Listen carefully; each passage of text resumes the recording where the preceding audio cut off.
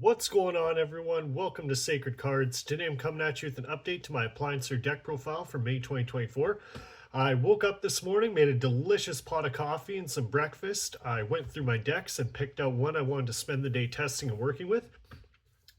It's a deck that can be played many different ways. You can play a version that's all gas, you can play traps, you can do more of a control variant. Some people like a combo deck, but throughout testing, I found one of the best ways to play this deck is going second, as it can be very effective breaking boards and cleaning up with your appliances. I've made this deck to be unique and it's been a lot of fun to play. As most of you know, I love attempting to make lower tier decks competitively viable, so I'm really excited to share this profile with you. With all that said, I'll go through my deck list and try and explain the cards as best I can. So let's get right on into it here. Starting off the Appliancer monsters, we have triple copies of Appliancer Socket Roll.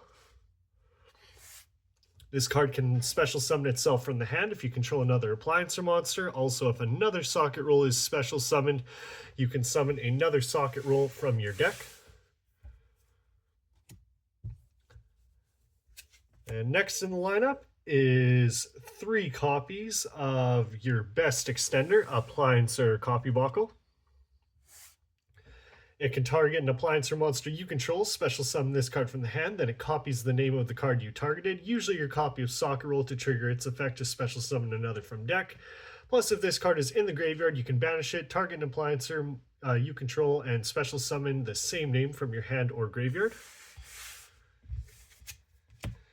And last of the Appliancer monsters is 3 copies of Appliancer Breaker Buckle. During damage calculation, if your Appliancer battles another monster, quick effect, discard this card. Your monster cannot be destroyed by that battle, and you take no battle damage. And if your Appliancer monster would be destroyed by card effect, you can banish this card from your field or graveyard instead. None of these effects are once per turn, so the more copies you have, the more opportunities you have to protect your appliances. And then that's it for the Appliancer monsters, as we only have 3 available. I like to run 3 copies of Jizukiru. This card serves 2 purposes, one being that you can deal with problematic monsters on your opponent's side of the field by attributing them for cost. Its high attack is perfect for attacking into with Laundry Dragon to destroy it, then inflict 3,300 damage to your opponent. Also, I know I've said it before, I love these silver print ultra rares. Definitely one of my favorite rarities of all time. And last of the monsters I've chosen to play is my own personal tech choice, triple copies of Black Hole Dragon. Basically, this card came out from Age of Overlord, and no one really paid any attention to it. I read this card and got myself a playset immediately. Plus, I'm a sucker for any new support for classic cards. It can't be destroyed by card effects. If any monster on the field is destroyed by card effect, you can special summon it from the hand or graveyard. Plus, if this card was special summoned, then during the end phase, you can search a copy of Darkhold from the deck to your hand. This card is perfect because you will see a good amount of board breakers when we get to the spells, and this deck can sometimes have a hard time putting up some big damage. Really excited to finally find a spot for this card. That's it for the monsters. Now moving on to the spells, starting off with 3 copies of Electrolyrical World, or Appliancer Electrolyrical World. This field spell does many different things for the deck. For one, when this card is activated, you can add any Appliancer card from your deck to your hand.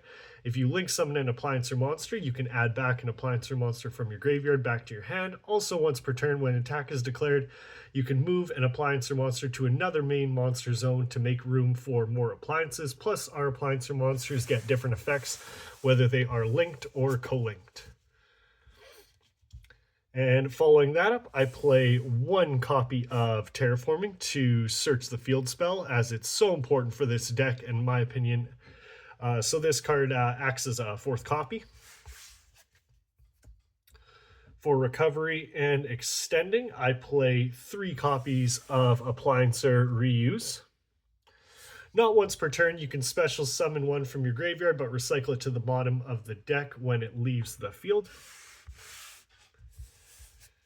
And to further our recovery options, I've chosen to play 1 copy of Monster Reborn. This card needs no explanation as we can grab any monster from either graveyard. And next up, I play one copy of Appliancer Conversion. Now, your Link 1 monster can't be used as Link material the turn they are summoned, but with this quick play spell, you can banish as many Link monsters in the main monster zone as you want, then special summon the same number banished by this effect. This will help you reset your monsters any way you like, also letting you attack and use their effects twice per turn. Sometimes I will even use this card if one of my appliances gets targeted for an effect, just getting it off the field long enough to avoid that effect. Plus, you can recycle this card from your graveyard back to your hand by banishing any other appliancer, spell, or trap in the graveyard. Now, when I was putting this deck together, I wanted some kind of draw power or searchability, so upon flipping through my binder, I landed on 2 copies of Small World. Now, it fixes the slot perfectly, as a lot of our monsters share the same attributes, type, attack, and defense, so 2 copies of Small World has been fantastic throughout testing. Now, one of my favorite extenders for the deck is 2 copies of Machine Duplication. Not once per turn, you can target a machine monster with 500 or less attack, special summon up to 2 with the same name from your deck. All of our main deck appliances are machine dupe targets, so it just makes sense in my opinion. Next best extender, I like to play 2 copies of Where Art Thou. This card lets you add a level 1 monster from your deck to your hand if you control a level 1 monster. Only downside is you take 2,000 life points during the end phase if you do not normal summon the monster you added. Small price to pay to get the missing piece you need from your deck. Oh, excuse me. Now for my board breakers, starting with 2 copies of Forbidden Droplet. Not much to say here. This card is great for ditching the cards that we don't need to negate the effects of monsters on our opponent's field and have their attack, while preventing them from activating cards in response as the same type we send from our hand. Next, I'm playing 2 copies of Lightning Storm. It's hard to play a going second deck without this card. Being able to destroy all attack position monsters or all spells and traps the opponent controls. Very powerful card to force on our opponent. Following that up, I'm playing 2 copies of Raigeki.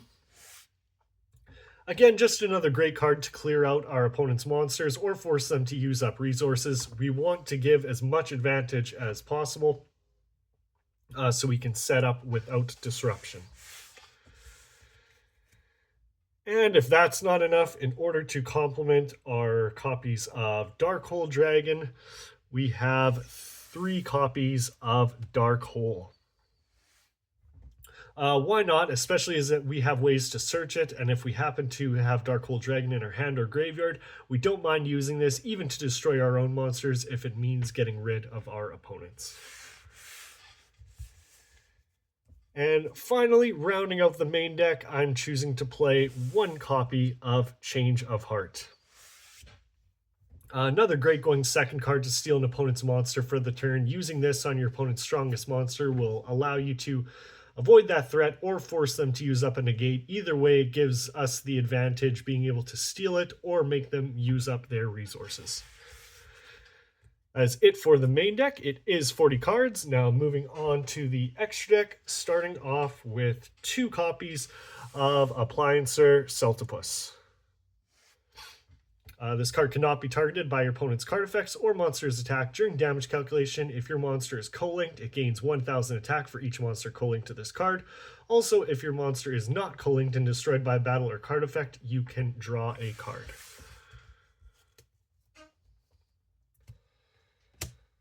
Next up, I play 2 copies of Appliancer Propoline. This card can attack directly once per turn. While this card is co-linked and battles an opponent's monster, quick effect, you can make that monster's attack 0 during damage calculation. And once per turn, if this card is not co-linked and battles an opponent's monster, quick effect, you can make that opponent's monster's attack 0 during damage calculation. One of my favorite cards in the deck, hands down. 2 copies of Appliancer Laundry Dragon.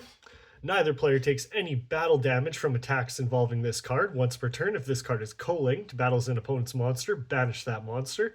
Also, once per turn, if this non-co-linked card battles an opponent's monster, you can destroy that monster and inflict damage equal to its original attack.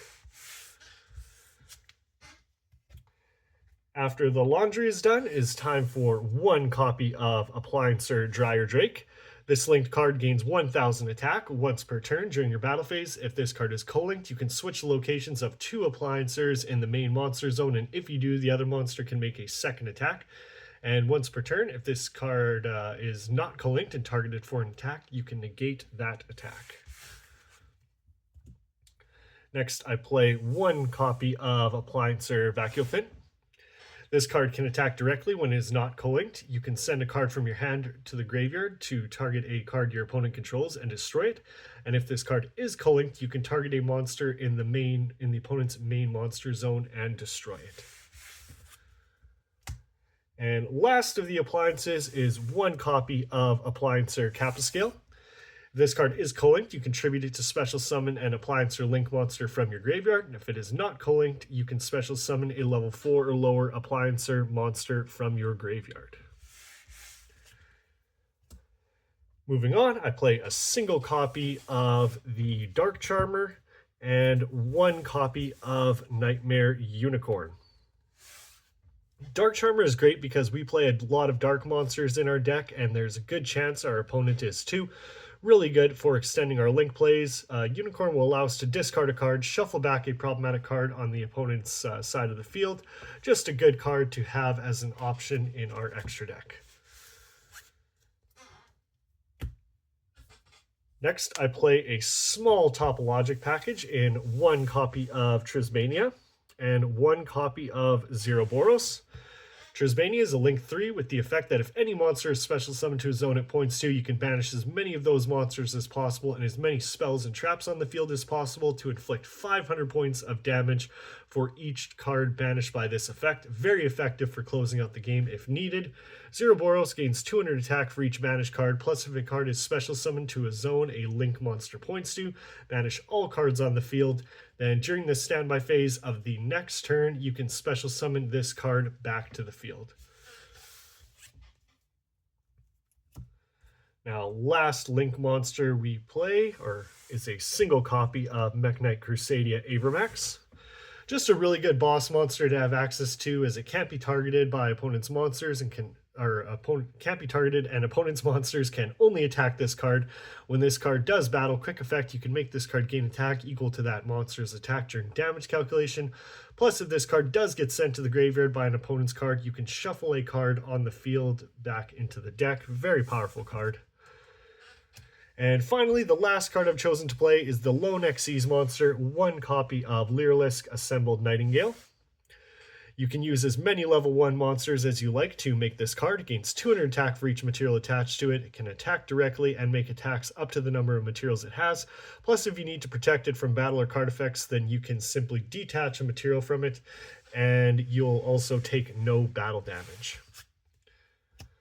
Well, that is it for the deck profile. I really hope you enjoyed it. If there's anything you like or don't like, please leave me a comment telling me what you think.